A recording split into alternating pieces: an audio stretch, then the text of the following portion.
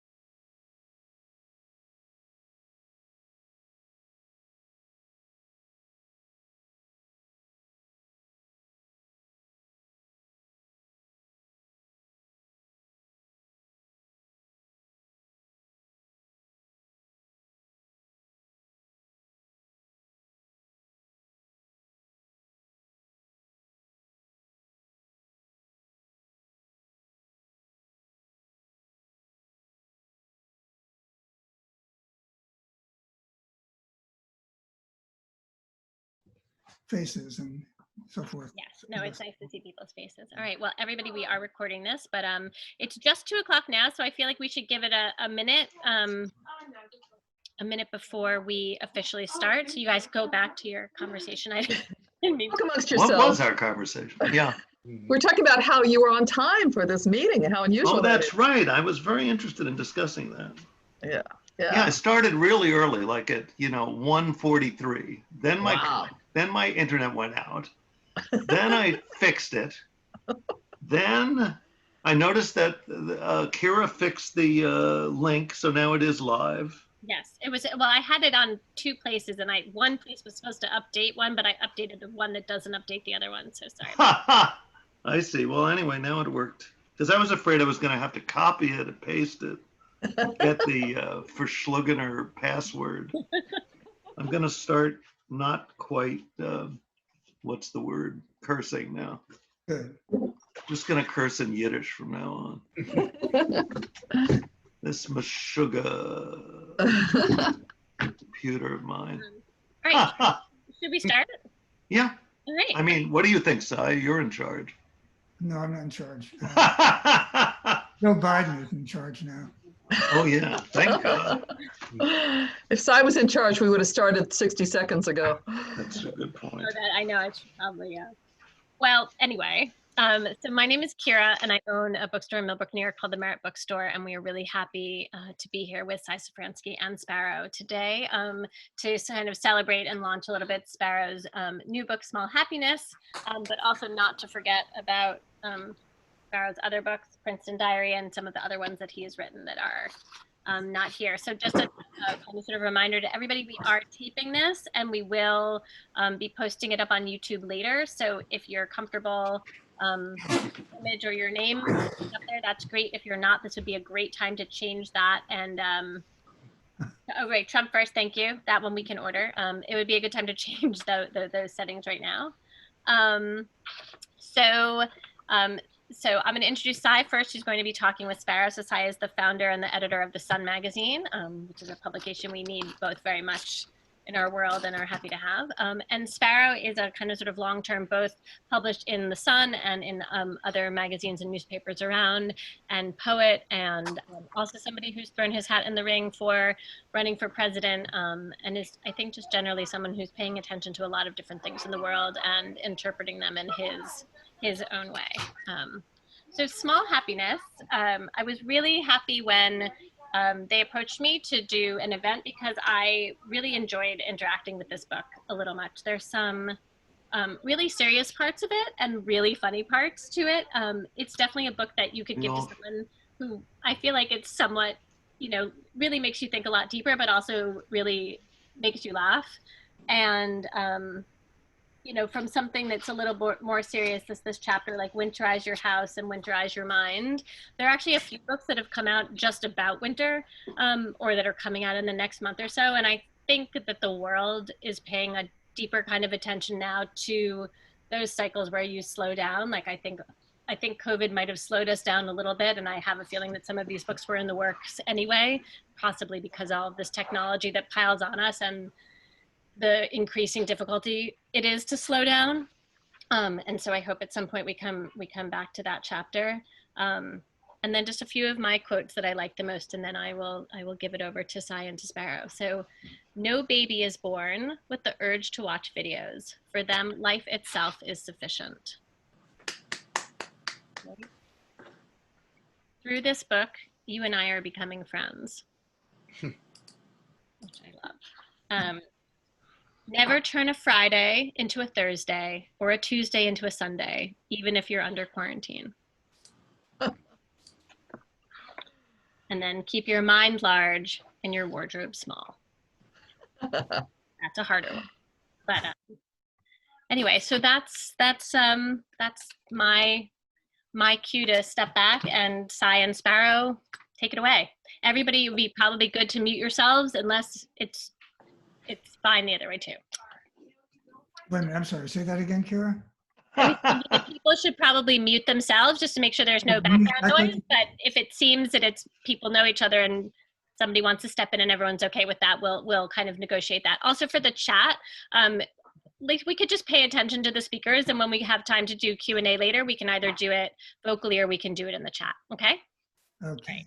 Take it away, guys.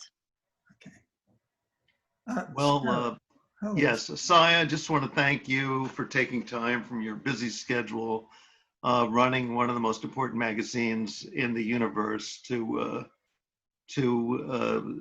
take some time to interview me, one of your longest running, I'm your longest running contributor. It's really for you to say, not for me, but I just preempted you in a way. No, it's fine. But I really appreciate it, so. Thank you, thank you.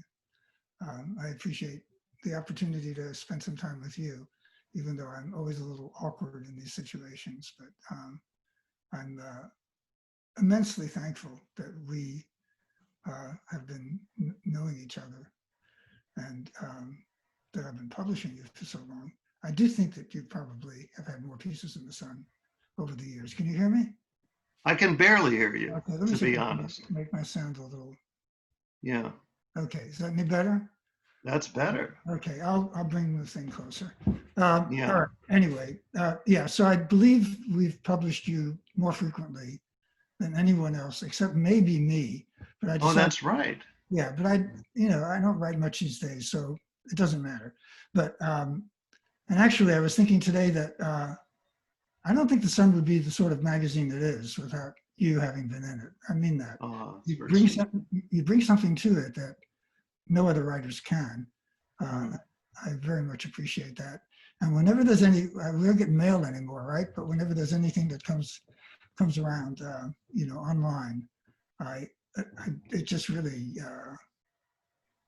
I get very happy. A word I wasn't going to use because I'm not fond of it, but I get happy when I see that something from you has arrived in the mail. Oh, I see. Oh, that's so sweet. Though you do reject me, fairly often. Let's be frank. Everybody gets turned down, but yeah. And some of the stuff I write goes a little too far. Well, that's your opinion. That's my hope. Okay, so I think I want to just say a couple of things, and then I'll start asking you some questions, because I think folks. Yes, please. In the book, and this was actually something I wrote for your book when it was going to come out. I wrote that Sparrow combines the humor of a stand-up comic with the wisdom of a sage. Every time I tell him he's a genius, he scoffs at me. But I've published his work for 40 years, so I should know. And I actually do think that if Sparrow doesn't like being called a genius, there's a genius quality in him that I find quite amazing. I also was reminded from something I was looking at today that a music critic, how does he pronounce his name, Sparrow? Robert Christgau. Yeah, very smart guy. And he called Sparrow once one of the funniest men in Manhattan. I took some umbrage at that because it's not just Manhattan, man. You're one of the funniest. You're one of the funniest people in this country. And I am always drawn to people who are funny. There aren't that many of them. I mean, really funny, not just jokey. And you have a depth of humor that is so deep that I just think it's wonderful. And also, you strike me as being politically astute and spiritually attuned. Sparrow has not missed a day of meditating, an hour a day. For how many years? It's a lot of years. Well, I mean, I started meditating in '74. I was initiated into the Ananda Marga Society in September, but I don't remember what day. September '74. And I've been meditating twice a day since then, but I used to occasionally miss a day, even a whole day, but sometimes a meditation. But I would estimate since 1981, I have not missed a meditation. I've meditated twice a day since 1981. Well, it never occurred to me that if 1974 is when you started meditating, 1974 was when I started the magazine. So there's some correlation there. Anyway, you're spiritually attuned, you're unpredictable, you're unguarded, you're original, you're fucking, oops, you are amazing, sorry. And there's an exuberance in your work that I find very compelling. And whenever I'm in your presence, it always is a wonderful thing for me. So. Yeah, Sy is really, you can tell, those of you that are paying attention, you know, Sy is a really heartfelt person. I mean, he has like real heart. For a white person, incredible. Nobody like him. Here's my wife, just annoying me. Yes, they're telling me. My wife just found out.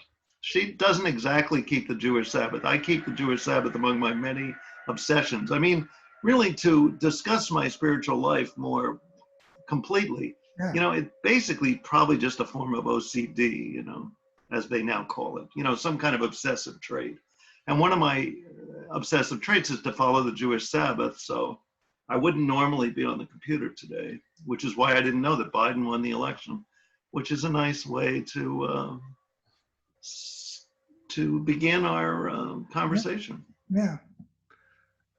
Something Sy and I have been praying for. Every time I say Sy and I feel like I'm saying cyanide. You know, we've been praying for this for our whole lives, really. Yeah. A black woman who's also Indian. Right. What could be better than that? Is now vice president. She might be president in a week or however that works. Well, let's hope it's not because something happens to Joe Biden, but no, yeah. I could see it possibly being 4 years from now. That would be something. Yeah, that's right. He's not going to run when he's 82, probably. Probably not, yeah. So one of my questions was going to be, if we're talking about happiness, what you are, you're expressing your happiness now. How did you feel when you found this out today? Did you feel found out about Biden? Yeah. I was just a little, I don't know, I didn't feel much. I think maybe I don't have a very emotional life, really. Maybe that's why I write a book on how to be happy. Yeah, man, I get you, bro. Like last time what I felt is like, when I saw... here's our Zoom bomber. I'm actually Christian. Nice to meet you. When I saw a black guy walking over the street, you know, and throw this guy out. What is up with that beard, bro? Can you throw this guy out because apparently he voted for Biden or something, and he didn't feel like he voted for Biden. It's a whole audience. Wow. No, I just want to tell you, all you Zoom buggers. I'm telling you, bro. Get rid of that beard, man. Get rid of that beard. You're not Santa Claus. Absolutely. Santa Claus.